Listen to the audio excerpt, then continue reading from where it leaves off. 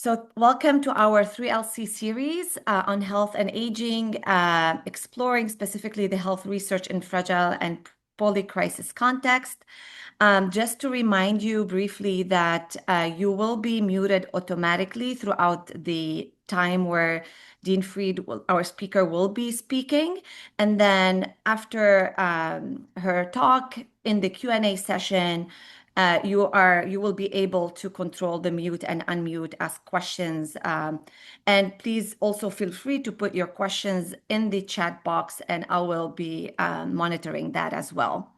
So thank you again for joining us today. I'm very excited to introduce our speaker, Dean Linda Fried. So Linda Fried is the Dean of the Columbia School-Mailman School of Public Health since 2008. And she has led really the century-old school to be a center for interdisciplinary research with centers relevant to the challenges that confront the public health today and the scientific approaches for solving them, from the necessity to create healthy longevity to pandemic prevention to the health impacts of climate change and much more. Dr. Fried is an internationally renowned scientist who has created our understanding of the clinical syndrome of frailty and the frailty scale, and its etiology and prevention, and of the opportunities to prevent chronic diseases and disability and create healthy longevity for all. She has created the first global experiment to harness the unprecedented social capital of older people, founding the Experience Corps for older volunteers to improve academic success of children while also improving their health. She has proposed that older adults in aging societies could be the basis for societal thriving and a third demographic dividend. Prior to 2008, she was the director of the Division of Geriatric Medicine and Gerontology and the Center on Aging and Health at the Johns Hopkins Medical Institution. She's an elected member of the National Academy of Medicine and twice elected to its governing council. Dr. Fried was also the elected 2016-2017 president of the Association of American Physicians. She is the recipient of numerous honors and awards, as you can imagine, most recently the 2023 Royal Medal of the U.S. National Academy of Medicine, being named by France to be a Chevalier of the Legion of Honor. Finally, I would like to mention that Dean Fried will be stepping down at the end of this academic year as the Dean of the Mailman School of Public Health. Her legacy and leadership over the past 15 years definitely warrant our admiration. She will remain a member of the Columbia Mailman faculty, and she will remain the director of the Robert Butler Columbia Aging Center. More importantly, I would like to say that Dean Fried will be embarking on an exciting journey, working really also hand in hand with governments on how to transform their cities into aging-friendly cities. So please join me in welcoming Linda, who will be speaking today on experiencing the value of longevity and aging. Thank you so much, Linda, for being with us. Good afternoon, and Adina, thank you for that very generous introduction. I've really been looking forward to being here with all of you. I regretted that this was delayed for quite a while and delighted that it is finally coming to pass, as I am a huge admirer of the University for Seniors in Beirut and very excited about what you are doing together, as well as the import of the results of the studies that you're doing for the rest of us in the world to learn from. So thank you so much.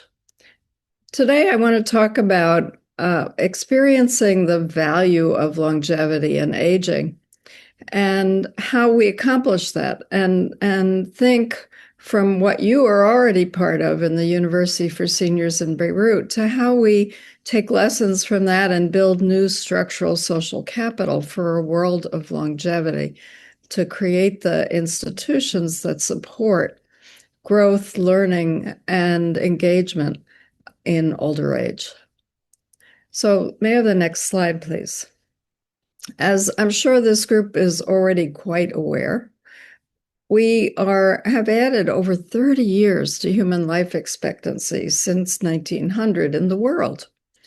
This is a product of investments in health and education, and as a result of these investments, we not only are living longer, but we have more people 65 and older alive right now in the world than have ever lived previously in human history, if you add all decades and centuries together.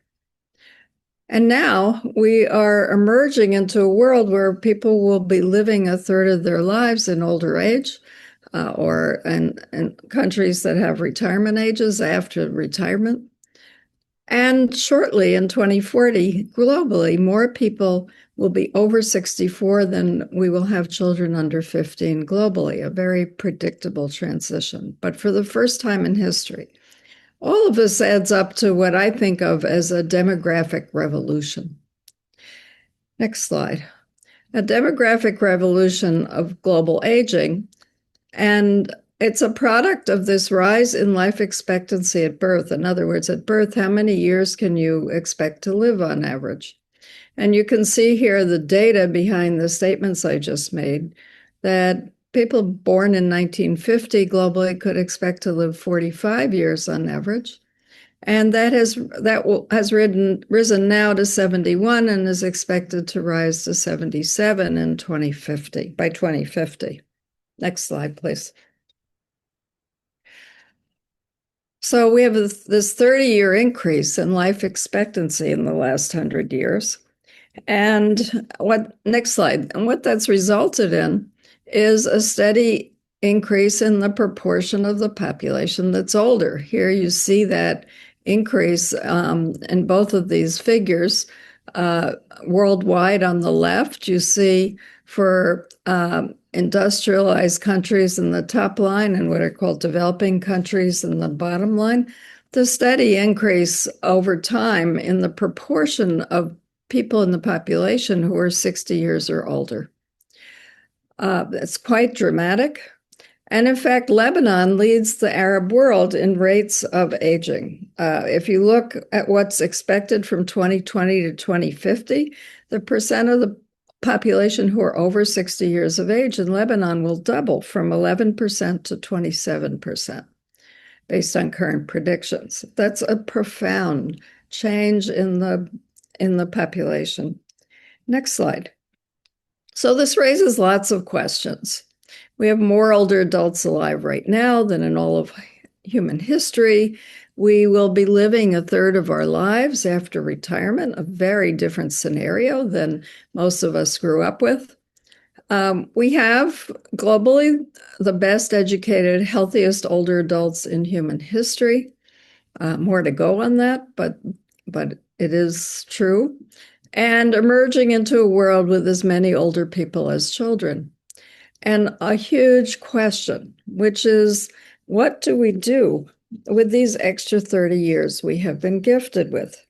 Next slide. Essentially, we've created a new stage of life, but what many older people experience is that we haven't yet designed it to offer what people in societies want and need in older age.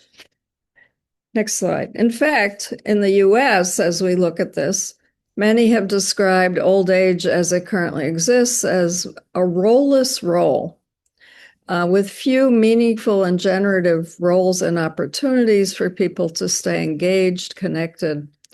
And conversely, the switch from work roles of different kinds, child raising roles, to older age can mean, and we're seeing in the US, rise in loneliness in older age and social isolation, a profound sense of loss of productivity and meaning and purpose, a decrease in physical and cognitive activity, which decreases cognitive stimulation, decreased opportunities for learning, and decreased structured activities. And human beings actually need structure in their lives of some kind. Next slide. One consequence is this rise in loneliness that we're talking about. And I'll just mention that there are three kinds of loneliness that have been described. One is what most people think of, which is the lack of an intimate partner or an intimate and emotional connection with a few significant others. The second, which many think of, is what is called social or relational loneliness, a lack of quality friendships or family connections that bring meaning and are satisfying. And the third type of loneliness, which has been described, is what's called public or collective loneliness, a sense of lack of meaningful connection to persons, other people, and groups with some shared social identity, or being a member of an active network or a group or a social entity beyond oneself as an individual, beyond one's family and friends, and in some collective space. This creates what's been described as the weak ties that create a fabric of a community and a society, and the opportunities for social meaning and support, and what we call social capital, which I'll talk about in a minute. When that all of those conditions are present, it leads to a more cooperative set of connections. People are more likely to come together for the common good, to learn together, to solve together. Next slide, please. Now, with that background, there is some work going on to try and understand if we were to design a society for longer lives that was successful, what do older adults want from it? Here's the result of a survey in the US of adults 65 and older, Caucasian and Japanese American. And what they said is that they want to stay involved with the world around them. They want to not feel, and I'm looking at the right-hand column here that's bolded, they want to not feel lonely or isolated. They want to feel good about themselves and continue to learn new things. They want to be able to feel like they've had positive influence in the lives of others and be able to contribute in some way if they want to and need to, whether it's through work or volunteering as they get older. And they want to feel like they have no regrets about how they've lived their life. That's on top of the desire for health and being able to take care of oneself and cope with the challenges of later years, and being able to act according to one's own inner standards and values. Now that's an American survey. Next slide, please. I have learned from the data that people in the University for Seniors in Beirut have provided is that what you as participants are looking for in this particular opportunity for lifelong learning is certainly to learn, also to socialize and develop skills and improve mental health and be engaged post-retirement, very comparable to what the American survey reported. Next slide. And I also have learned from the work that's been published about your program that 50 to 60% of you see social benefits, cognitive benefits, and psychological benefits from participating, which is very exciting. And we are all learning from what you're telling us through these surveys. So how do we put this all together? Well, one is that I think we know enough now to know the bases for resilient and successful individuals and societies. And we need to think about how to now evolve, adapt, or even transform them for longevity. We know certainly that investments in human capital, which is how societies invest in health and education and skills of the whole population, is really critical. And this is the basis for what's created longer lives. The second thing is social capital, and that is an expression of how we come together as people into pairs and groups. And it's the connections we have between us, the shared values and understandings, and how they add up to the values in society that enable individuals and groups to trust each other and to work together and connect together in ways people value. Next slide. Social capital has been defined as the glue between us, which facilitates cooperation, exchange, and innovation. And it has also been described as actually networks of people who together build shared norms and understandings that facilitate cooperation. These are very powerful needs, and there's a lot of work that shows that this is one of the basic foundational drives of human beings, is to have this state. And in fact, communities and societies that thrive historically have been dependent upon this. Next slide. Now, social capital is actually built generally from the bottom up, socializing with neighbors, friends, and families, being part of community networks, and participating in community or city groups and voluntary organizations. Interestingly, older adults generally report more frequent socializing and community engagement in the US than younger adult peers, but in the US, at the same time, older people report few roles that utilize their full assets towards making their communities stronger. Next slide. So I'll dive in a little more into the different types of social capital as the glue which facilitates our connection, exchange, and innovation, and those social bonds and networks that help individuals based on shared trust. Two kinds of bonds are what are called horizontal, between people who are more or less equal in status and power. Bonding social capital, which is a situation of links or networks among people who are like us in culture, ethnicity, identity. And then there's bridging social capital, which is the links we have, links of trust and reciprocity that we have with others who don't share our same identity. There's also a vertical social capital of often looked to as how older people help younger people. Sometimes recognized as the links of individuals further up or down the social scale, which is a basis for social mobility.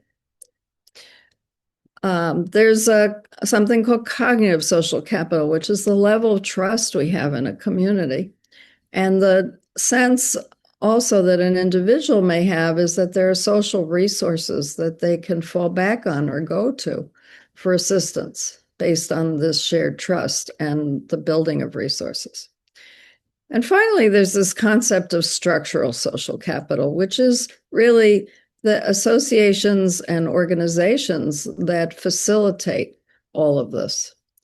Don't always need them, but there are some kinds of connections that actually are dependent on them, whether they're organizations for mutual aid and assistance, organizations for connection and cohesion, organizations for getting things done, which collectively, things we couldn't do alone for the betterment of our community. Next slide. I like to focus on this issue of structural social capital, which is a nerdy way of putting jargon, perhaps, on the University for the Third Age. The creation of an institution that binds, creates a collective opportunity for learning, shared meaning, purpose, and collective benefit, and has the potential to do things like resolve collective loneliness and also to actually build benefits for everybody. And there are lots of examples in all of our lives of institutions that are built for these goals. With that background, I would say that one of the things that always takes my breath away is what the science and evidence says about the fact that as we age, we actually accrue with maturity a number of assets and capabilities and goals that people in general don't have when they're younger. And this constitutes a potential new kind of social capital of longevity, which I'm sure you all exemplify, but around the world is mostly unrealized. Next slide. And I'd like to tell you a little bit about what the science is telling us about the assets that we have, that many people, not everyone, accrue by older age and in older age. I think the first thing is that we don't forget or lose what we've learned across our lives. It doesn't disappear on a particular birthday. In fact, people retain their expertise, their life experience, the abilities and skills that we've acquired, and continue to learn if there are opportunities for doing so.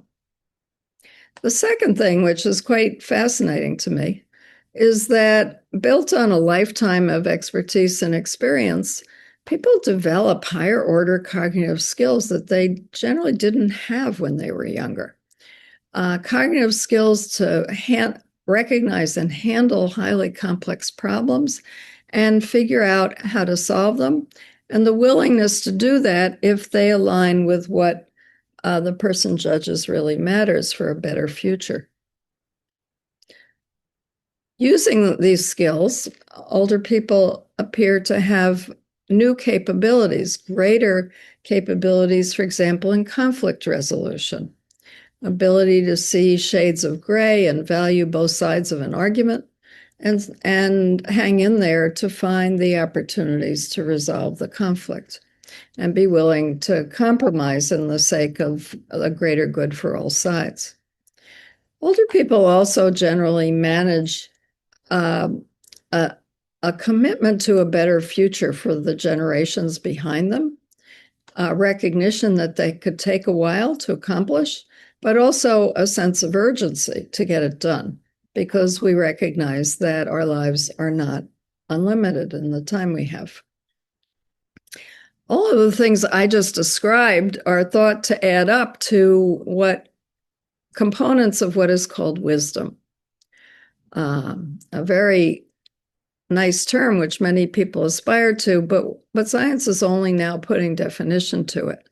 And it includes components of better emotional regulation that people do arrive at as they get older, more emotional balance, greater capabilities in social decision-making, increased pro-social goals and behavior, which of kindness and generosity to others, increased tendencies for self-reflection, greater ability to accept uncertainty and yet to make decisions in the face of uncertainty, and an urge or owning of increased spirituality. And then as we get older, priorities change, associated with what we've learned, the values that have matured, and also, excuse me, associated with a recognition of that our lives are not immortal.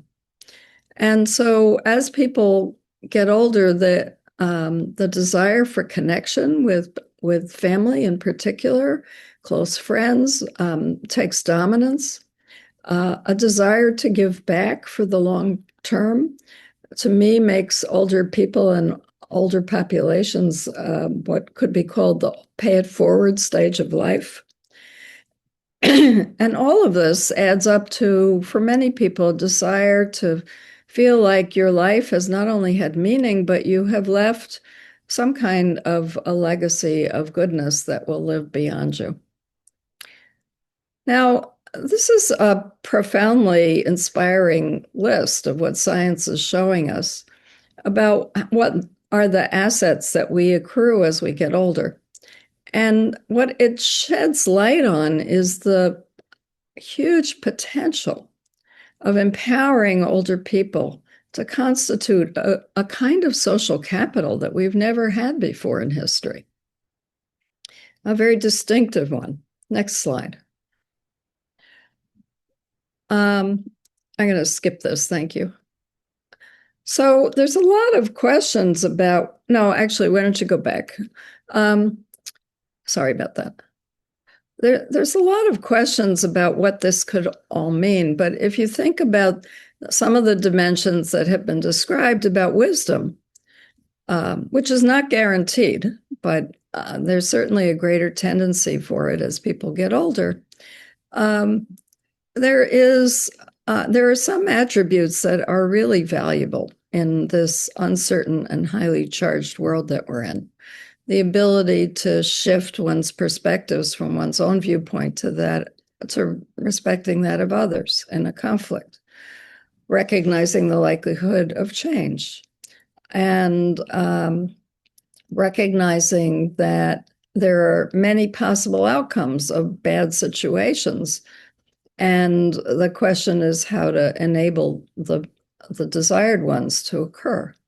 The ability to tolerate more uncertainty without feeling destabilized, and the willingness to find compromise if it enables a collectively better outcome. These are really interesting capabilities of older adults in a very hard charged world, and ones that I think are much needed. Next slide. So there have been a lot of questions about whether the wisdom of aging can actually be activated in us. And then could we create structural social capital so that the problems that we would like to see improved could be solved together better? Next slide. Well, there's very interesting information that the learning of wisdom might be trainable. And a call by some scientists to actually create future university programs to educate older adults to improve wisdom. And in fact, next slide, that universities should do that, and we need structural social capital, strengthening institutions that bring us together, create shared meaning and purpose in learning, and enhance our own capabilities and goals in this stage of life that we never really had before. And certainly your university is all about that, from what I know. Next slide. So having these kinds of structural social capitals facilitates connectedness, facilitates building community environments of trust, respect, and engagement, very critical anchors for stable and flourishing communities and societies, enables sharing resources between groups and communities. And in fact, resources invested in services that build social capital actually benefit the broader population in a lot of examples that have been studied, and can benefit health and can be thought of as health-enabling communities, and create the potential, when people see that as a goal they have, to create clarity on mutually beneficial goals and build them together. Next slide. So social capital is built on trust and reciprocity in a community, and it's manifested in lots of things, from socializing with friends and family and neighbors, to community networks, to participating in organizations such as you do. Next slide.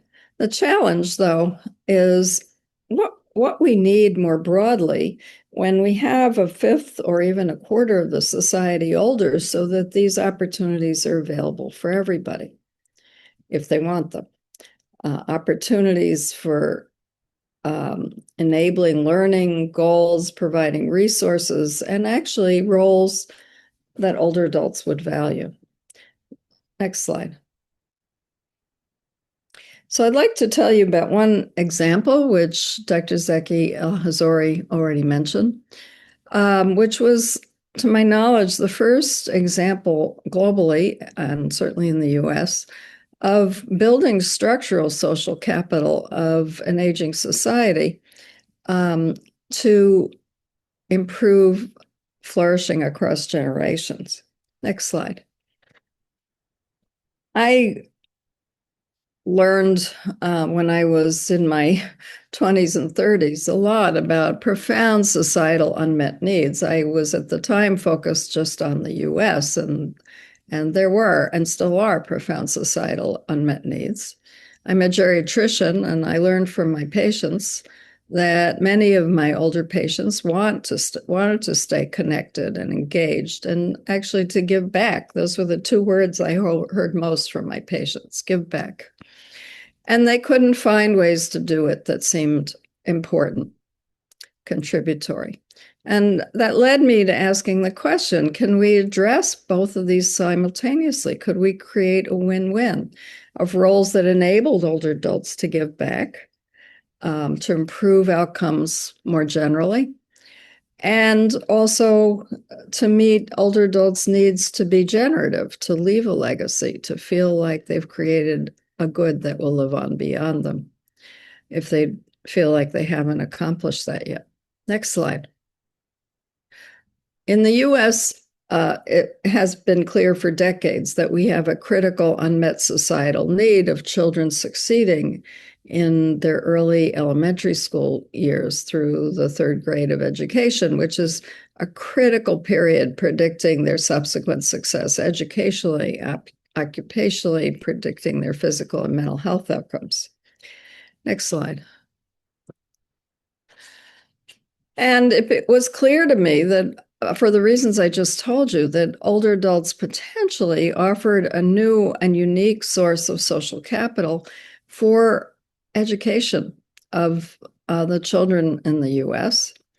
In a world where we were shortly going to, and now already have, one older adult for every child in the US 15 and younger, where older adults could offer a model of giving back, of valuing that the children succeed, stability and consistency and caring essential to children's learning, and offer their experience and presence as role models and communicators of the value of education, and able to support the educational need of the children, ideally, not just directly, but at scale for all the children in a grade in a school.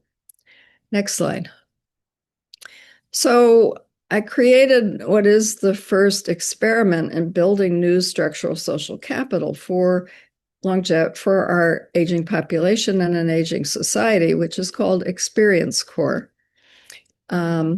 It is an intergenerational senior volunteer program designed to accomplish generative goals of older adults by providing high-impact volunteer roles at scale to enhance the academic success of all the children in a grade, focusing on kindergarten through third grade, while also designed as a public health program to enhance the health and well-being of the older volunteers. It's a very scientifically evidence-based model and what I've called a social model for a public health program, and has brought a new societal institution as one building block for a society of longer lives. And I hope we have provided evidence that new structural social capital can be built for this new era. Certainly the University for Seniors in Beirut offers another such building block. Next slide.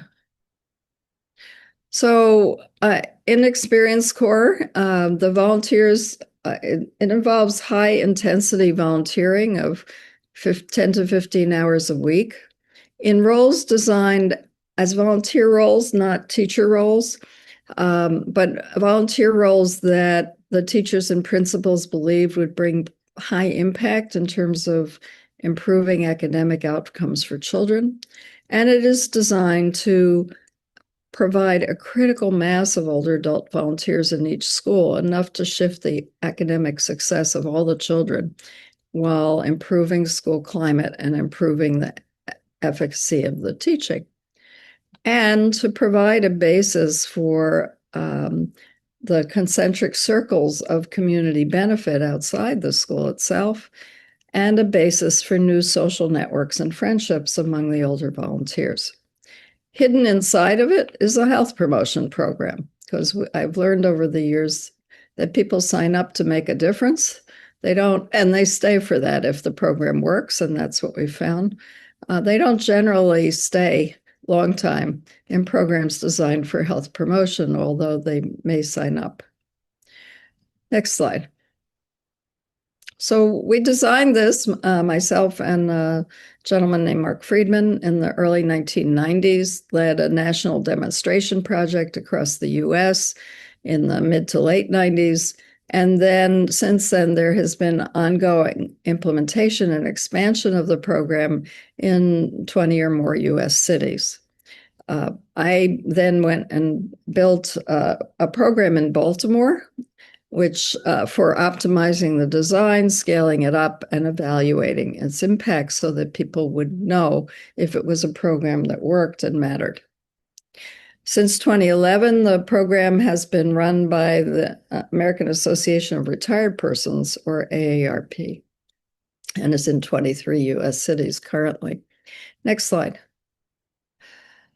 So I'll give you a little bit of the evidence of what Experience Core is and its impact before I close. Next slide. So Experience Core recruits volunteers 60 and older, as I said, who serve in public elementary schools for children in kindergarten through third grade. We've carefully designed roles that were meaningful and able to address important needs for children's success. We provide training for the volunteers and put a critical mass of volunteers in each school, so that volunteers have the opportunity for social support and new friends, but also collectively the ability to really improve the environment and the outcomes. And we designed it to increase the physical activity, social activity, and cognitive activity of the volunteers in the ways that we know now improve health. Next slide. Here's an example, the theoretical framework for the benefits to children from older volunteers in Experience Core. We knew on the left-hand side in the green that older people would show up to make a difference for a generative role. We trained them in the purple boxes to be able to have the skills to academically stimulate children, to help with behavior management, and to get them ready for learning. And the particular mechanisms that we focused on are in the orange, and the goals were in the green to improve academic performance and classroom behavior. Next slide. I do want to mention that what I just described is the top green box and its outcomes, but in fact, we also were intent on building a social capital pathway to elevate the success of the school generally through the collective action of the older volunteers, and also in the right-hand side to not just improve school climate, but improve teacher retention and bring the community on board to see the benefits from a strengthened school. Next slide. I'll show you quickly some results from a pilot randomized trial that we did in 1999 to 2000 when we first started the program. We had 151 volunteers who were 60 years and older, and they were randomly assigned to either serve in Experience Core or to be in what's called a control group, waitlisted to join the program in 2 years. And similarly, we enrolled 6 public elementary schools and randomly assigned them either to receive Experience Core volunteers or not. And impressively, we had a 98% retention rate of both volunteers, of the volunteers, and 100% retention rate of the school. I'll show you some of the results from 4 to 8 months of follow-up. Next slide. What we found here, the data on the participants, 80% of those who volunteered had a high school education or less, and there was a wide variation in health status. And the volunteers were 60 to 91 years of age. Next slide. Here's a photo of one of those first volunteers. You can see the delight on everybody's faces. What that did was it transformed the attitudes of the principals toward older adults, because they were very worried that they'd signed up to babysit for a lot of old, infirm people. Next slide. The impact, the roles that older adults play in reading readiness, supporting reading capability, supporting behavior change. Children were much better behaved. Both boys and girls benefited. There were fewer punishments meted out to children. The school climate was calm with so many older adults there, and the teachers felt much more effective in their teaching. Next slide. And we saw improvements in the students' academic performance, as exemplified by here one of many standardized tests. This one of vocabulary, and another one on reading. Next slide. The national evaluation that was done had similar findings. That they looked particularly at improving reading readiness and performance, and saw significant improvements for the children in schools that had an experience score program. Next slide. Importantly, the experience score program improved the perceptions of the contributions of older adults and the ability of older adults to make contributions by both principals and teachers. It helped children understand what a long life course was like, and to hear about societal and national and local history from the mouths of people who had lived it. And it showed significant potential for a problem in the United States, which is in public schools, which is teacher retention. Next slide. Here's a photo of the volunteers in one school in Baltimore, except for the guy in the middle who was running for president at that moment. But you can look at the looks on the faces of all of those amazing people who had said to me before they joined Experience Corps things like they were sitting at home with nothing to do but watch TV. Or one woman said to me, "Honey, there are just so many times you can clean a closet." And you can see their intent and dedication to the mission that they're on, that these children will succeed. Next slide.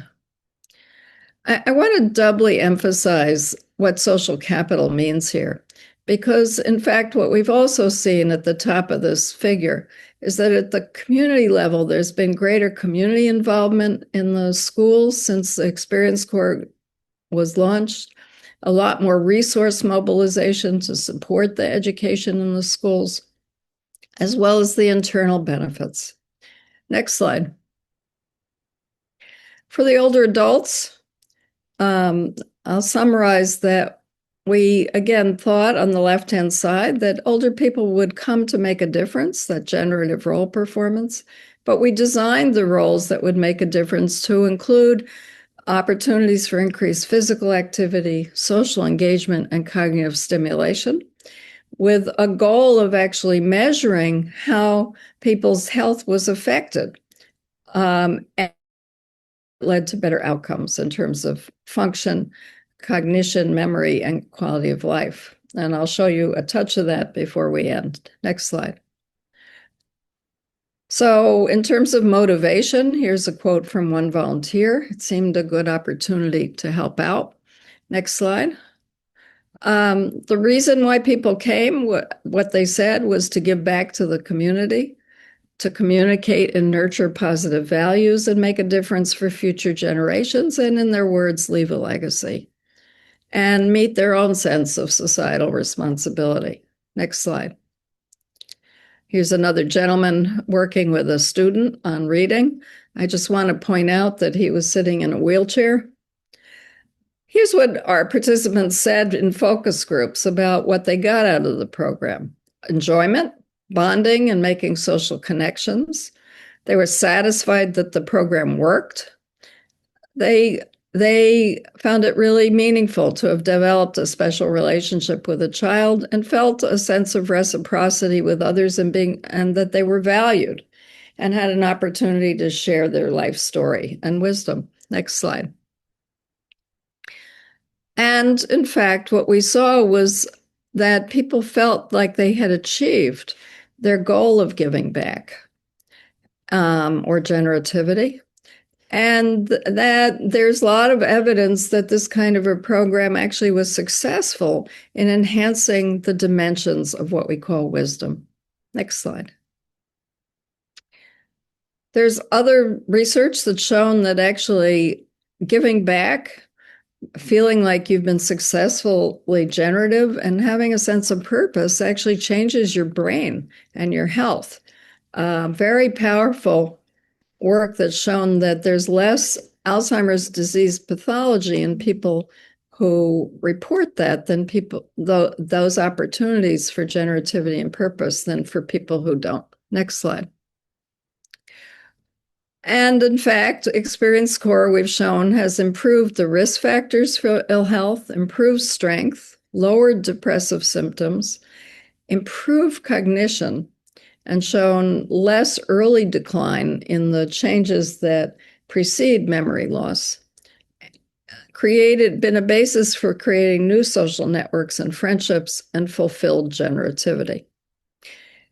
In the interest of hearing from you, I think what I'd like to do is show one other slide. Next slide. About the impact. Can you go further? Keep going. Right here. No, go back. We've seen markedly changed brain function and memory and thinking function in people who were enrolled in the experience core compared to those who were not.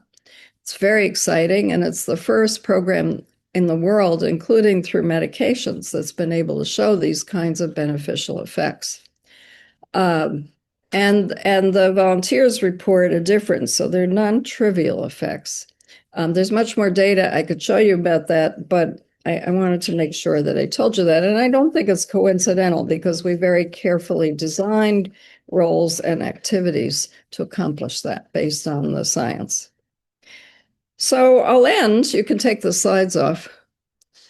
I'll end by saying that I hope that what I've offered to you is the insight into at least one other new program in addition to the University for Seniors in Beirut that is innovatively creating new structural social capital to enable contributions by older people in ways that they might value, and simultaneously to improve health, function, and social connection and meaning and purpose for older people, and as a basis for designing new roles in our society of longer lives. I have come to the belief, which I think is supported by the evidence, that we need a wide array of models of new roles and opportunities for a world of longevity that we never had before. We've just never built it before. We never had it. And human beings need social connection, meaning, purpose, value, and impact.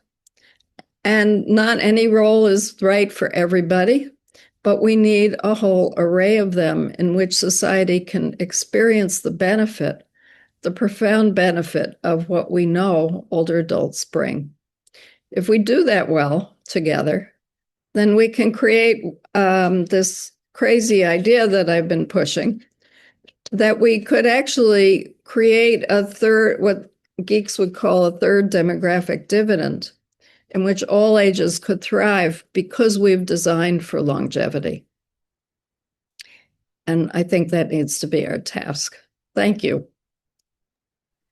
Thank you so much, Dean Fried, for a very inspirational talk, as many in the chat have been saying. And I um, I will just want to read a couple things from the chat box just because they were very interesting, and then I would want to leave it for comments and questions.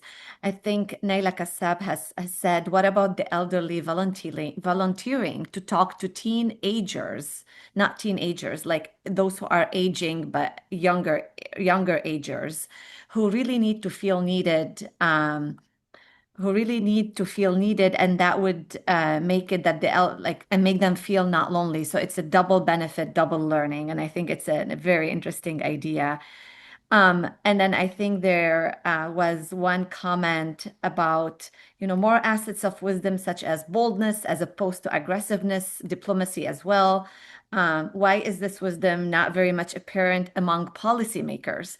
And so with that, I want to leave, this is a Q&A. You could unmute. I know that Dr. Elbajani has a question to Dean Fried, and then please feel free to unmute or raise your hand and ask your own question. Dr. Elbajani? And I'll just say thank you for your comments. I just read them in the chat as well. They're fabulous. There's lots of grounds for discussion on all of them. Thank you. Thank you, Dean Fried, and thank you, Adina, for moderating this session. Thank you, Dean Fried, for this very informative and inspiring information. I was thinking about what you were saying, and I was thinking about how it can be applied to, a setting like Lebanon, a low resource setting, but also one that has a limitation where, policies, any work around policy needs political trust and needs some political stability, to push these. But I wanted to maybe hear your thoughts about any advice on how we can design aging-friendly cities in all aspects, like from including social capital for older adults and some infrastructures, and how it can be what are some initiatives that can be done to overcome the policy limitations, and what type of initiatives can be done around that? Yeah, very important questions. Thank you. I think that there are two responses I can think of. One is that the World Health Organization has, as you well know, I'm sure, has under Dr. John Beard, who's now in our Butler Columbia Aging Center, has led the definition of the essential and important elements of age-friendly cities and communities around the world. And there are now over 3,000 cities and communities around the world which have signed up to be age-friendly and to build those dimensions. I've focused today on one dimension, which I think is critically underrecognized and critically important, which is who we are as people, and what we need, how we want to matter, and how we build social institutions to enable that. But there are, 8 or so other dimensions of age-friendly cities and communities. So, I think that's where we are. But as some people said in the chat, we need an array of models that meet the local realities and needs and solve for them. And that, I think, is I don't have a facile answer for your very important question. I think it requires really thoughtful discussion among all of you, or broader group about what you think the essential elements for a solution are that would really matter. But obviously there was another comment in the chat about working with teenagers. I think there are a million ways older adults can contribute, and teenagers need intergenerational connection, as do young adults. They may not recognize it, but the evidence is they need it. And the question would be models that they and the older people would find meaningful. Thank you. If anyone wants to ask their own question, please feel free to unmute Otherwise, there's a question in the chat box, Dean Fried. Thank you for a great presentation. I have two questions. Did you have any specific selection criteria for volunteers? And what were the topics in the training before they started their activities at schools? So I'll answer that, and then I see there's one hand up now. So we did have carefully thought out criteria for who could volunteer in the schools, and several levels of screening. People had to have at least a fifth grade literacy level. They needed to actually pass a background check to make sure that they didn't have. Schools are very strict about who can come into a school, and had to meet the school's criteria in terms of their past history. And then we also added a screening for cognitive abilities so that people had adequate cognitive abilities to function effectively in a school setting. And the screening worked. Yeah. In terms of roles, we work very carefully with schools teachers and early childhood educators and researchers on early childhood education to design roles that everybody thought would really support the children's success, both behaviorally and academically. And they always started with reading because it's such a fundamental need. The children not only know how to read, but they love reading. And so we tackled both, and that they were ready to learn, and created programs so that the older adults could give the children the skills there, and support them in one-on-one and small group ways, while also helping them accomplish the work in the classroom. We also taught them a lot of skills in interpersonal interaction, to have skills for problem solving and skills to decrease conflict and to see alternatives to conflict when problems arose between kids. And those skills mattered a lot. Thank you. I see two hands being raised. I'll start with Hiyam Halabi, and then we can move to Iman Noihed. Yeah. Hiyam, please go ahead. Yeah. Hello. Thank you, doctor. I have one question because I passed through this experience when I retired from my IT business. So I went to my school, my children's school, and I proposed my volunteering out of my passion and love to the school where my kids were raised. But unfortunately, they didn't reply to me, never reply. I try one time, two times, three times, no reply. Also, it was the American school where I respect and I belong to, my kids belong to. Anyway, did you have any problem in accepting this proposal? How to work on this acceptance of the school in order to accept the senior people after training, like you suggested. Was it difficult for you like the school to accept, or any procedure, any policy to make them accept this? I don't know if you had a problem with the school accepting. I don't know in Lebanon, maybe the University for Senior will learn or will develop any policy for that. One other item is volunteering. I am volunteering in many NGO, but it doesn't replace the work with kids that I love too much, you know? Yes. Okay, thank you. My answer is absolutely. This was really hard to give.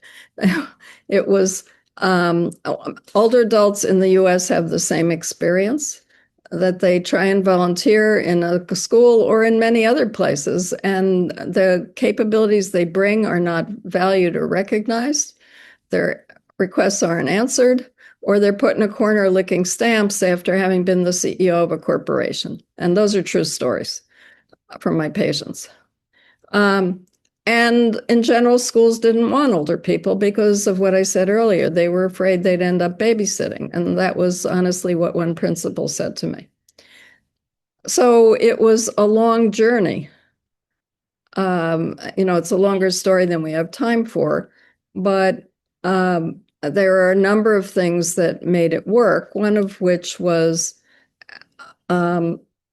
getting a few principals who would be willing to take a chance on a program that they desperately needed if it worked.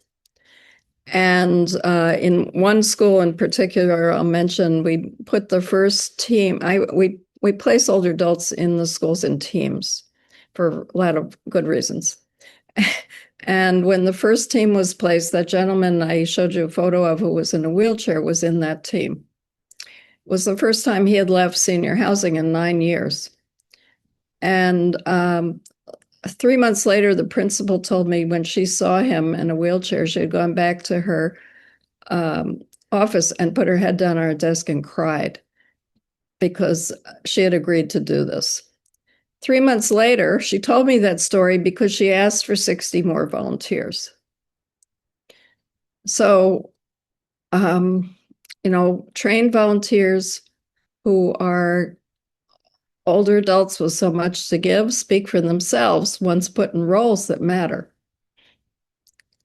So that's what I would say. Thank you so much.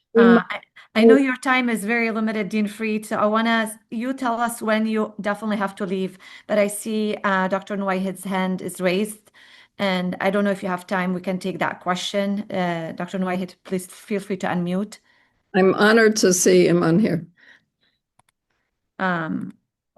I don't know, where did he go?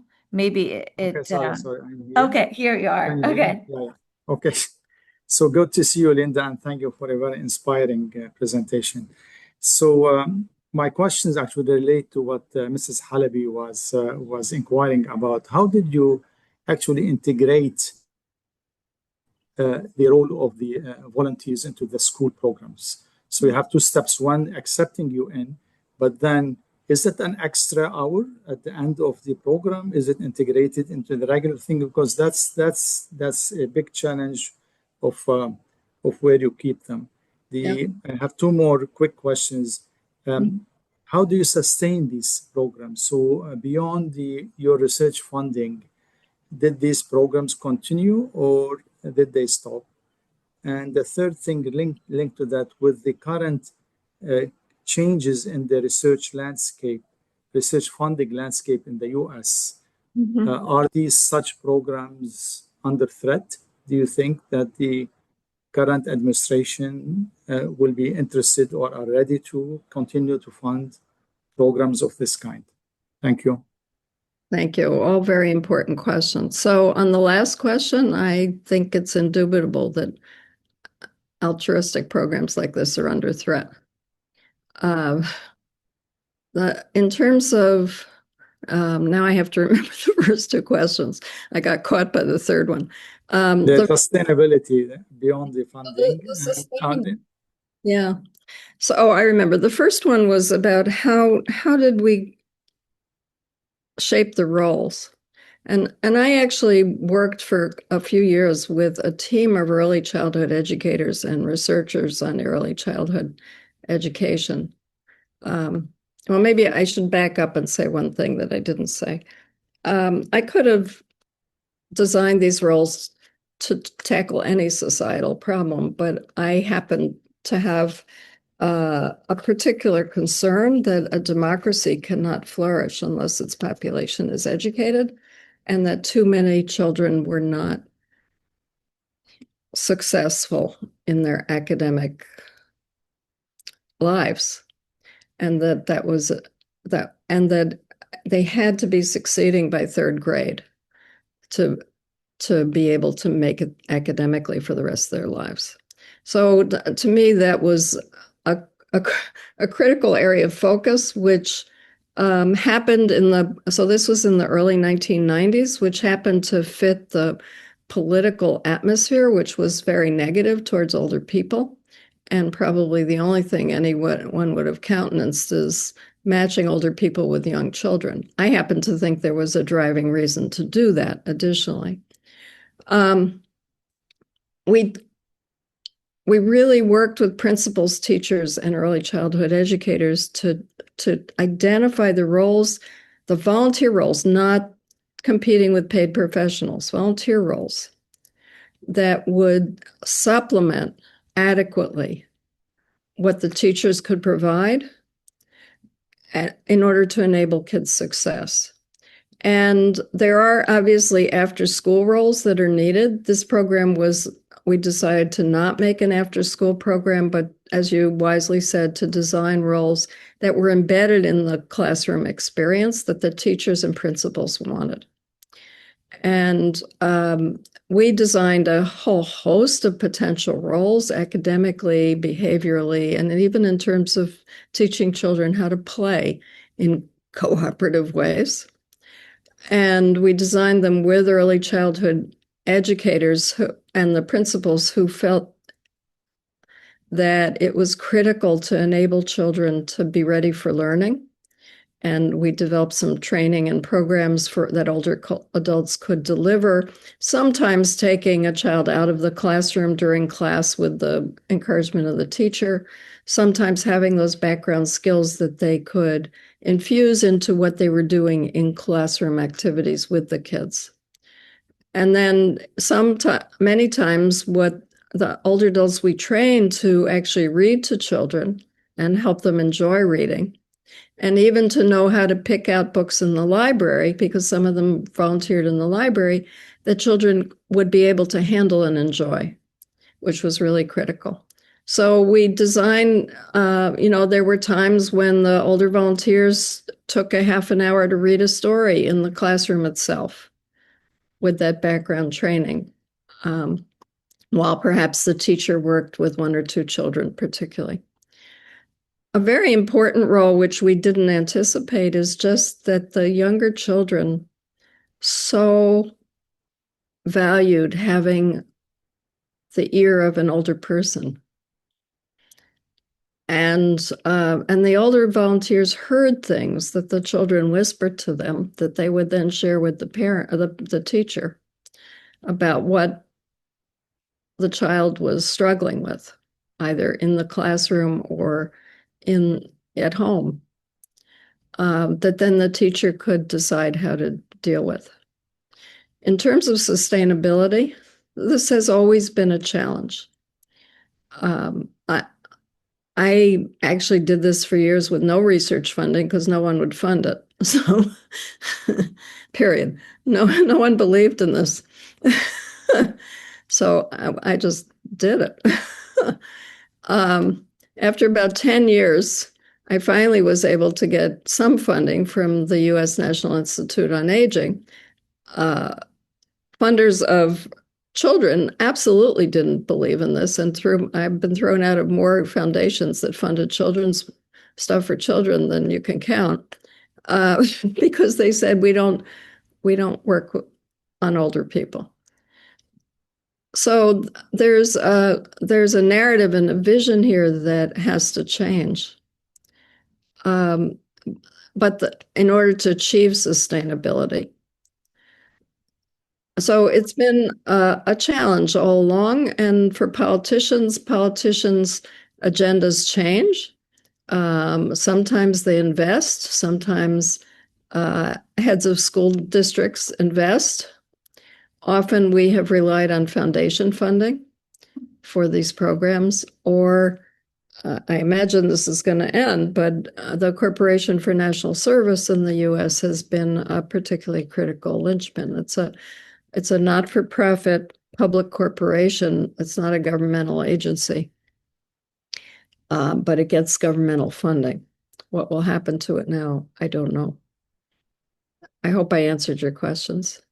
I am afraid I have to be on another call. Thank you so much. I so value your being together with you and inspired by the deep thinking you just put to this. Thank you. Thank you so much, Dean Fried. Thank you, everyone, for joining us. Have a great day. Thank you. You'd love to see the chats, okay? Later on, we'll share all of this with you. Thank you so much, everyone, for joining us today. Have a great evening.